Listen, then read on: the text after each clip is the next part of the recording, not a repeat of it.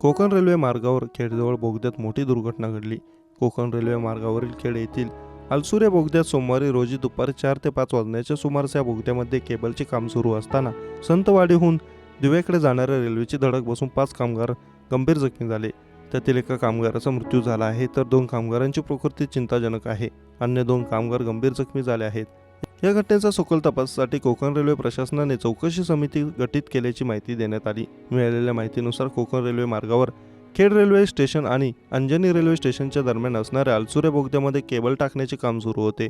याच दरम्यान दुपारी 3:30 ते पावणे 4 वाजण्याच्या सुमारास त्या दरम्यान जाणाऱ्या रेल्वेने 5 कामगारांना धडक दिली। या अपघातात बोगद्यामध्ये काम करणारे 5 कामगार गंभीर जखमी झाले।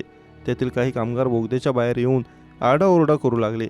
ही खबर अलसुरे गावात पोहोचल्यानंतर गावातील स्थानिक ग्रामस्थांनी जखमी कामगारांना रुग्णवाहिकेच्या माध्यमातून कळंबणी उपजिल्हा रुग्णालयात दाखल केले। या अपघातात यशवंत तुकाराम राठोड वय वर्ष 55 हा मजूर मयत झाला असून जमलोअप्पा तिरुपती राठोड वय वर्ष 60 आणि अशोक तुकाराम राठोड वय वर्ष 53 हे गंभीर जखमी झाले आहेत। त्यांच्यावर डेरवन येथील वालावलकर रुग्णालयात अधिक उपचार सुरू आहे, तर सुनीता रमेश राठोड वय वर्ष 45 ही जखमी झाले आहे।